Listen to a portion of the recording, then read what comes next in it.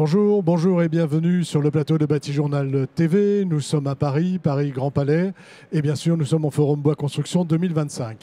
Avec mes trois invités, nous allons parler bois bien sûr, mais on va parler du mariage du bois et de la pierre. Donc pour en parler avec moi, monsieur Michael Papin. Bonjour Michael, avec Bonjour. le micro. Bonjour. Vous êtes architecte, Palast Architecte, c'est ça, c'est l'agence. Oui, tout à fait. Vous pouvez nous la présenter rapidement ?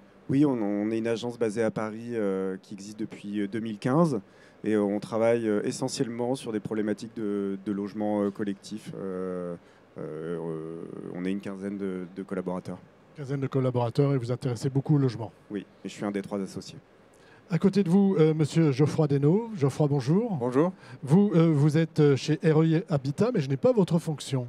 Directeur des opérations. Directeur des opérations. REI Habitat.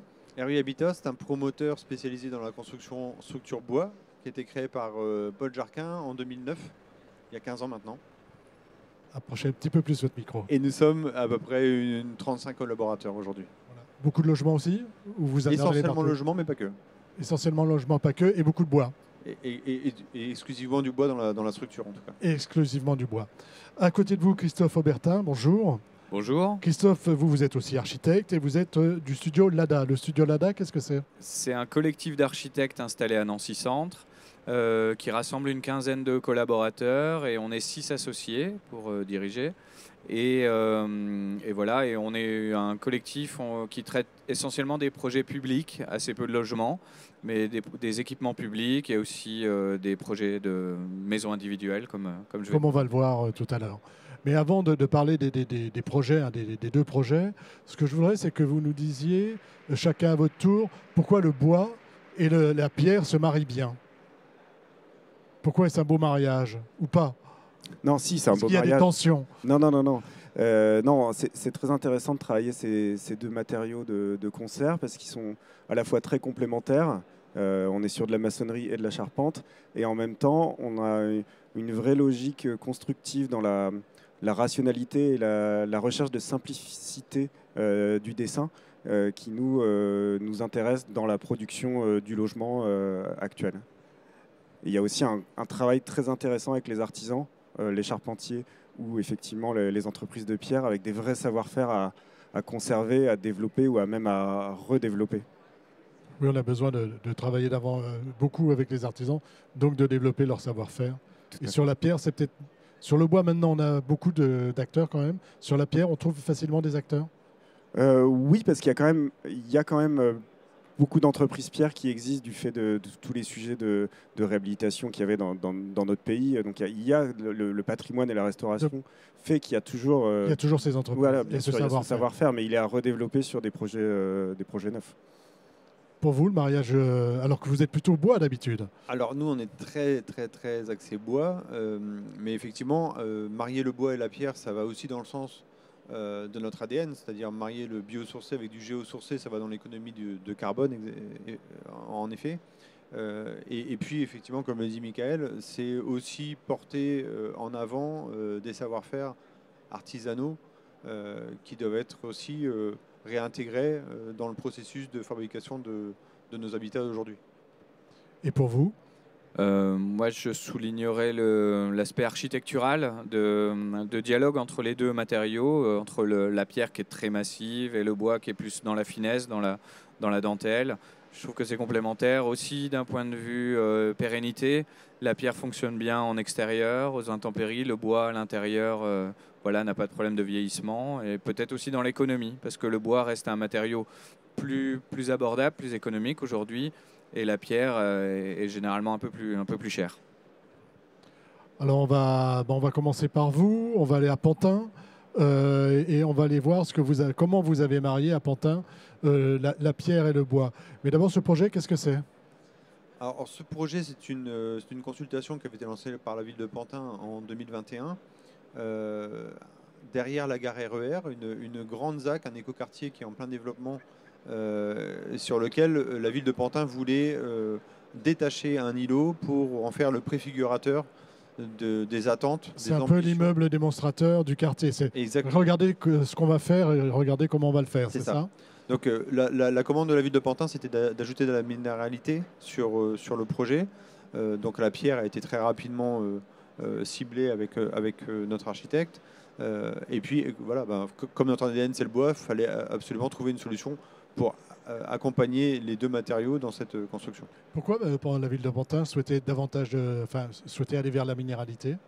Parce que justement, je pense qu'ils étaient dans une recherche aussi d'économie de carbone. Donc il y a plusieurs solutions pour aller chercher cette économie, le biosourcé, le géosourcé. La matérialité, ça permet aussi de créer, en termes d'accroche architecturale, un bâtiment un petit peu emblématique sur l'entrée de la ZAC. Et je pense que la pierre a cet avantage aussi en termes d'architecture d'accrocher l'œil et de venir poser un objet assez significatif sur une entrée de ZAC ambitieuse.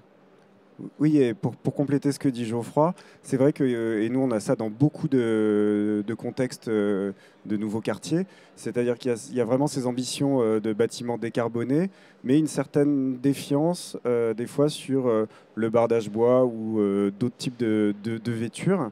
Et donc c'est vrai que souvent on nous demande cette injonction qui n'est pas forcément tout le temps contradictoire, mais pas tout le temps naturelle, d'avoir une façade minérale et une structure biosourcée. Structure bois biosourcée. C'est-à-dire qu'on a un peu peur du bois en façade. Tout à fait. Et puis des fois, c'est aussi pour des soucis de pérennité, mais aussi des fois des soucis d'intégration urbaine. Alors là, expliquez-nous un peu comment vous avez travaillé le bâtiment, combien de logements. Oui, voilà. Rapidement, le programme, c'est une programmation mixte. On a 66 logements, dont 24 logements sociaux. Qui sont donc en superstructure et un socle qui vient intégrer un centre municipal de santé. Donc ça, c'était un élément pierre angulaire pour la ville de venir intégrer cet équipement en rez-de-chaussée. 2 coques commerciales et également des locaux de cabinets libéraux en arrière du bâtiment côté Futur Park. Et tout ça assis sur un niveau de sous-sol qui vient accueillir les parkings comme habituellement. Derrière ce bâtiment, on a un parc, c'est ça? On va avoir tout l'écoquartier avec un espace vert assez généreux qui va venir s'inscrire juste derrière le bâtiment. Alors je vais vous demander à vous, architecte, comment vous abordez ce bâtiment et comment vous le pensez, tout simplement. Alors ce bâtiment, on l'a vraiment appréhendé sur le dialogue entre 3 matériaux, donc le bois et la pierre, bien sûr, comme on parlait, mais aussi le béton, qui est présent dans le bâtiment à plusieurs endroits. Et donc cette association entre ces 3 matériaux, il se traduit à différentes échelles dans le bâtiment. Alors là, on voit des phases chantier. Je ne sais pas si c'est celle-ci que vous voulez voir pour le moment. Ah, c'est très intéressant, je te laisse peut-être... Allez-y alors. Là, c'était vraiment les premières approches avec la pierre, c'est-à-dire aller voir les carrières. Ah, donc là, on est dans les carrières. Donc là, on est dans les carrières. Je me disais, c'est quand même bizarre. J'avais pas vu la photo avant. Avec le stockage des pierres taillées qui est en extérieur sur la carrière du clocher Bonneuil. Et donc, la première étape, c'était d'aller voir ces carrières pour aller comprendre un petit peu. Choisir la pierre, et puis comprendre aussi les calendriers aussi d'approvisionnement, les difficultés aussi de commande, de travail sur le calpinage, de travail sur la taille en amont des blocs de pierre. C'est des choses que nous, en tout cas, chez RUI, on n'avait jamais expérimenté, donc il fallait qu'on s'acculture aussi à ce matériau. Et nous de même. Vous de même. Donc là, c'est la visite de la carrière et des pierres.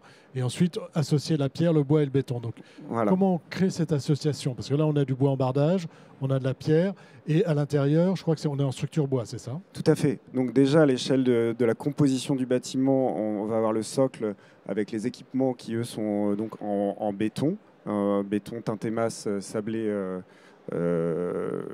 réalisé en Ile-de-France. Le corps du bâtiment principal est tout en façade pierre et puis les attiques sont en structure bois.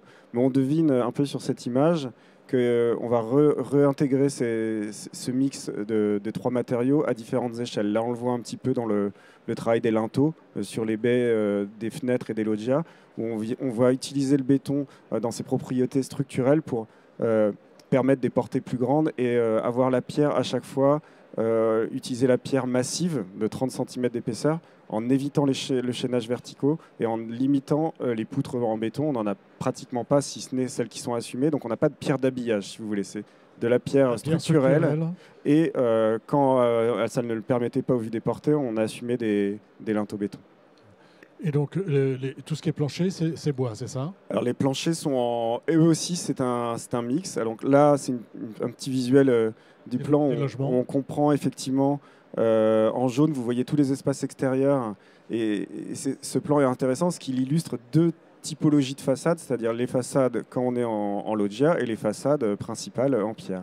Si on va sur la slide suivante, on comprend donc ces deux dispositifs. Donc la façade avec la pierre massive et donc avec du chanvre projeté qui va venir en isolation à côté intérieur, donc de 30 cm de pierre, 18 cm de béton de chanvre. Et les dispositifs, quand nous sommes en loggia, la façade pierre devient en fait trumeau qui vient porter les loggias. Et en arrière-plan, protégé de la pluie, on retrouve la façade à ossature bois et son bardage bois, plus performante thermiquement, qui va donc créer l'interface entre l'extérieur et l'intérieur. Et les planchers, c'est du bois béton. Et alors les planchers, voilà, c'était ça dont on parlait, ils sont mixtes bois-béton, tout à fait.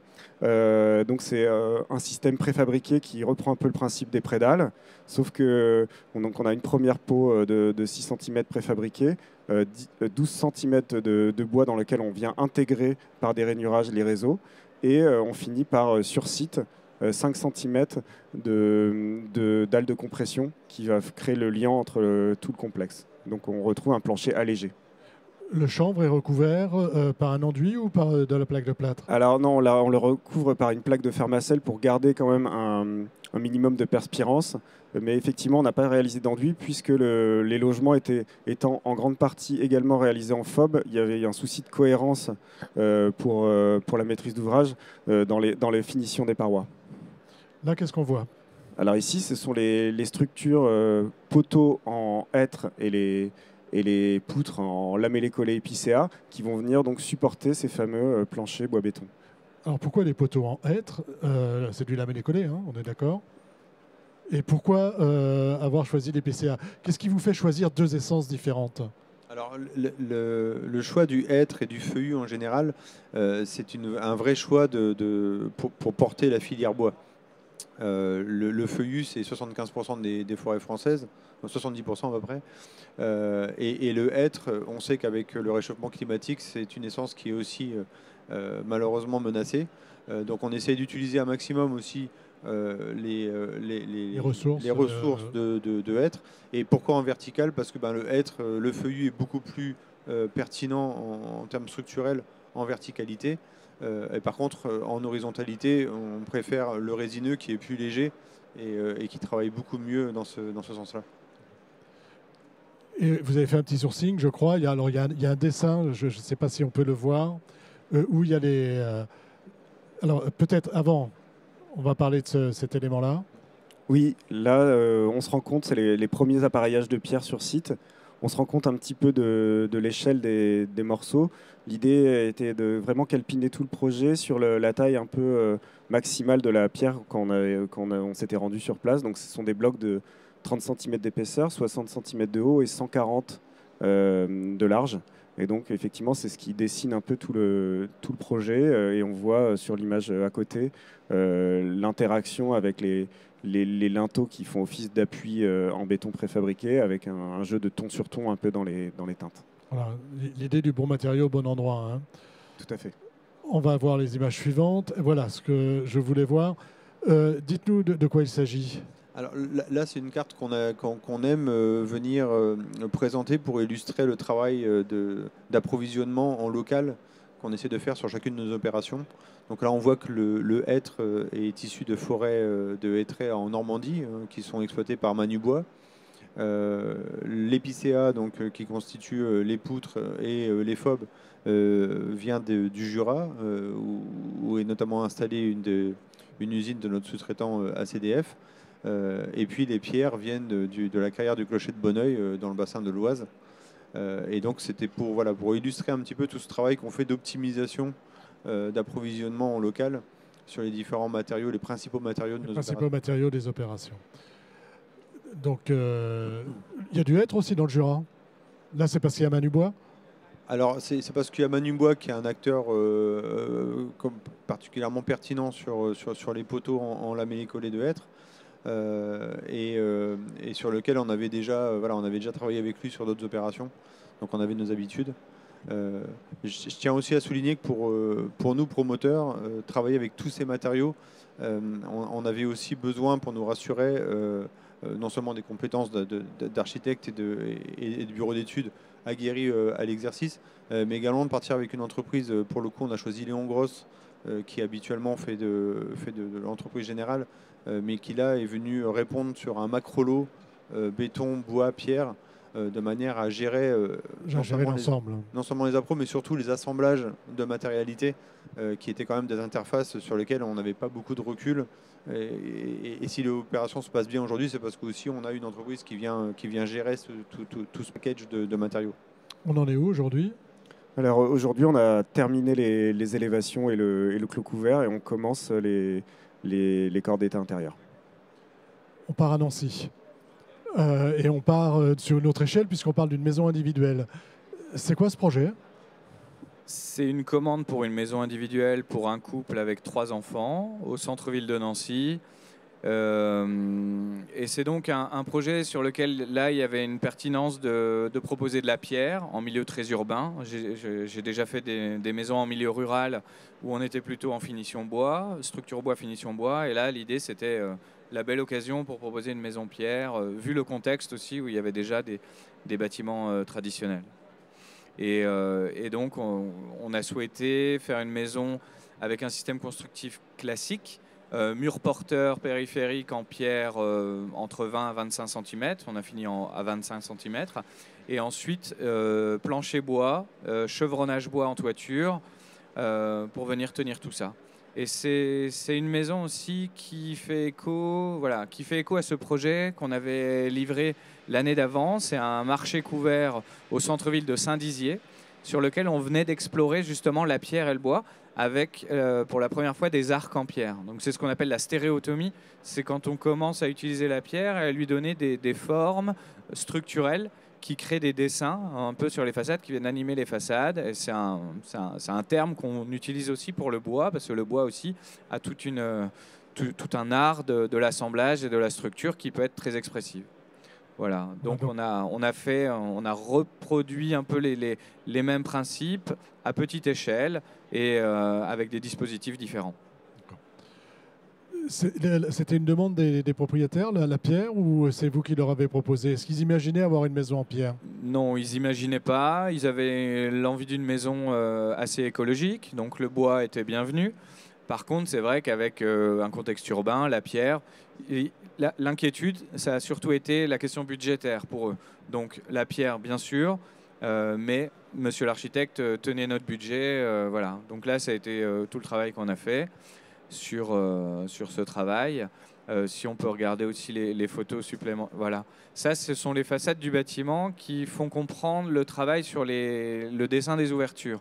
On est sur des traitements en courbe. À l'arrière, on a une grande baie. Grande baie vitrée, courbe, avec un arc coffré avec un coffrage en bois. Donc ça donne sur le jardin, sur un très beau arbre classé un hêtre pourpre. Et côté rue, on est sur 4 travées avec des porte-fenêtres qui sont dessinés en prolongement avec les fenêtres de l'étage. Et on a des courbes tendues et d'autres dispositifs. On a un linteau monobloc à l'étage et des arcs en plate-bande au rez-de-chaussée. Et c'est un peu tous ces dessins qu'on a dessinés avec le compagnon, le tailleur de pierre. Parce que vous avez travaillé avec un tailleur de pierre sur ce projet. Qui s'appelle Sébastien Delia, c'était une jeune entreprise, c'est son premier projet neuf. Il avait de l'expérience, il a fait de la formation chez les compagnons, on s'était déjà croisés, et donc il a mené ce projet. Et il y a donc tout un rapport là où il y a vraiment la coque constructive, structurelle, le mur de pierre, et derrière on a quasiment la même épaisseur d'isolant, de plaquage placo, et les menuiseries qui viennent se greffer dans les versements. Les menuiseries, bon, évidemment sur mesure. C'est fait dans la région. C'est quel type de bois ? C'est fait dans la région. Ce sont des menuiseries en mélèze, et c'est une entreprise qui s'appelle Laurent Fenêtre, qui est dans la Meuse, qui les a réalisées.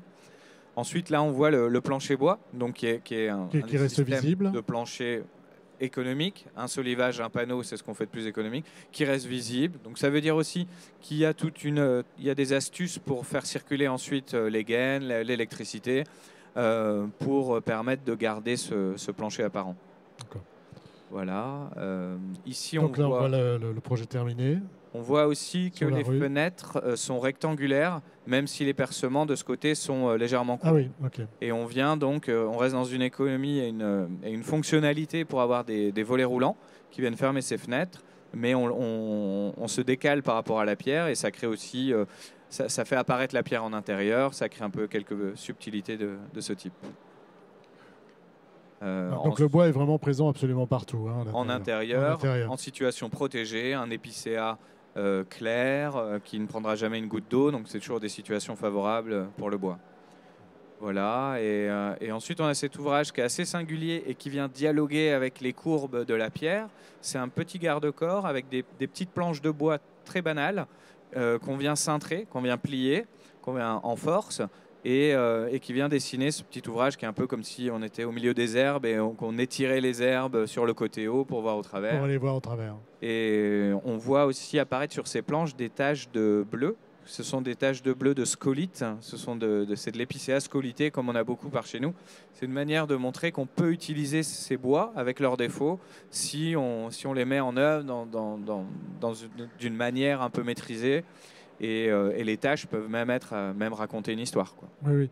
C'est des bois scolité. Oui, ce côté bleu du bois scolité hein, Voilà. qu'on essaie aujourd'hui de mettre en valeur, enfin de montrer sa capacité à être utilisable et finalement assez esthétique. Exactement. Donc ça, c'est la responsabilité des architectes de convaincre des clients, même des scieurs ou des charpentiers, que ce bois peut avoir une qualité.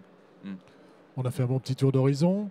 Est-ce que vous voulez ajouter quelque chose qu'on n'aurait pas dit sur ce projet ou même plus généralement sur ce mariage bois-pierre? Peut-être sur ce projet, je voulais souligner le rôle des entreprises, voilà, de ceux qui font, de ceux qui construisent, parce qu'il y a aussi toute cette recherche autour de la qualité des métiers du bâtiment sur des systèmes constructifs de ce type et de remotiver aussi des générations à s'intéresser à la construction et en dialogue avec les archis, en dialogue avec les clients et faire qu'il y ait un plaisir de l'ouvrage et une mise en valeur de l'ouvrage et des compagnons, des constructeurs. Un plaisir de travailler sur des projets comme ceux-ci. Beaucoup de jeunes. Oui, c'est vrai, beaucoup de jeunes et c'est plutôt bon signe.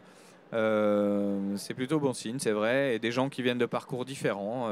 Là, on a plusieurs architectes qui ont changé finalement de direction et qui se sont installés en tant que menuisiers ou un autre qui travaille chez des charpentiers. Et ça aussi, je trouve ça intéressant. Puis ça offre des facilités de dialogue avec ces entreprises, bien sûr. Vous avez le mot de la fin, tous les deux. Rapidement, moi je suis très content qu'on se soit attaqué à ce projet avec cette problématique supplémentaire d'une autre matérialité qui vient s'additionner sur des mises en forme, des études, des mises en œuvre. C'est très intéressant, on est très content d'être monté en compétence là-dessus et je pense que c'est un bâtiment dont on sera très très fier et que j'espère qu'on pourra reproduire, alors pas forcément dans la même image, mais en tout cas dans un principe constructif, réutiliser ce beau matériau qu'est la pierre. On espère faire des petits derrière sur d'autres opérations. Vous aussi. Oui, et ça inspire d'autres archis. Les recherches qui sont menées par ce type de projet et ce qu'on voit ici inspirent forcément d'autres. On a besoin de travailler. C'est exactement ça. En voyant ce que tu fais, ça donne envie d'en refaire d'autres en prenant d'autres directions, mais en utilisant ces matériaux-là. Il y a vraiment une multitude de possibilités, de choses à faire qui sont assez stimulantes. Voilà, donc je vous revois dans un an ou dans 2 ans avec plaisir, pour parler de bois et de pierre et peut-être d'autres choses. Mais là, vous avez fait fort parce que c'est bois, pierre, chanvre et béton. Oui. Parce que vous n'aviez pas parlé du chanvre tout à l'heure et c'est aussi un sujet. Oui, c'est sans doute ce qui a valu, pour terminer, le fait que notre bâtiment est... Alors, c'est pas un label, mais on suit la démarche bâtiment durable francilien et ça serait un des premiers bâtiments au niveau or. On est en cours de validation. Donc, ce qui est pas mal finalement. Oui, qui est une belle médaille. Merci messieurs Merci d'être beaucoup. venus sur le plateau de Bâti-Journal TV nous parler donc du mariage du bois et de la pierre. C'est une émission, un petit temps d'échange à retrouver sur notre site internet Bâti-Journal TV, comme toutes les émissions que nous tournons ici. Et puis c'est aussi à retrouver sur les sites de nos partenaires, le magazine Woodsurfer et bien sûr le Forum Bois Construction. Merci à vous. Merci. Merci. Merci.